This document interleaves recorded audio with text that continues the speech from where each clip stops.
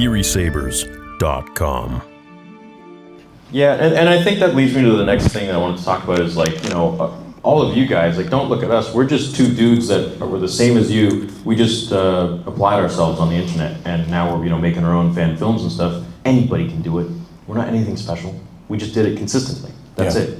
And we had a certain vision, and hey, people liked it, But the same goes for everybody else. And I think the future of storytelling is really not in corporations, but in more so how George started it, which is just, you and me. Yeah.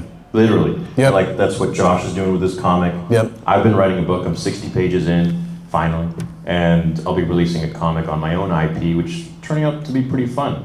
It's pretty cool, and I'm enjoying the process. So I think if you guys have a story, and I get this question a lot, is like, how do you start YouTube? You just start. Yeah. Literally, like that camera, that's it.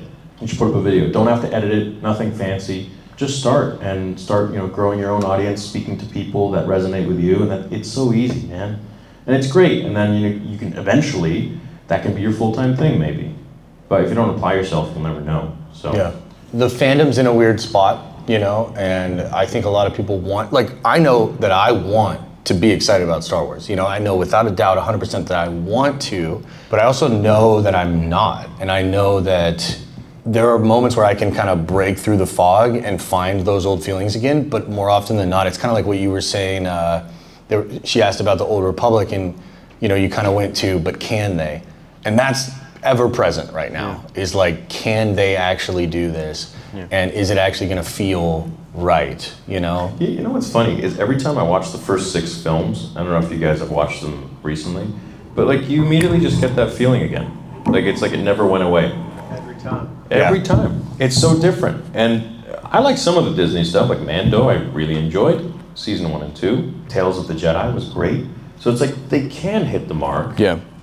It's kind of just, pick and choose, I suppose. I think ultimately there's been some great stuff created. I think Dave has created some good stuff. I treat Andor on equal footing as Acolyte. I see a corporation. Yeah, I know that's wild. But like, you have to understand that to me, what I'm seeing is a corporation taking a established brand and trying to figure out how to change it in order to make it more like this, that, second, or the third. So like even Andor to me is like, they were going after a very mature, like people that like HBO shows or Andy Sorkin shows, or like, they were going after a sophisticated, it's called elevated genre, right? They were trying to elevate the genre, and I have no interest in that.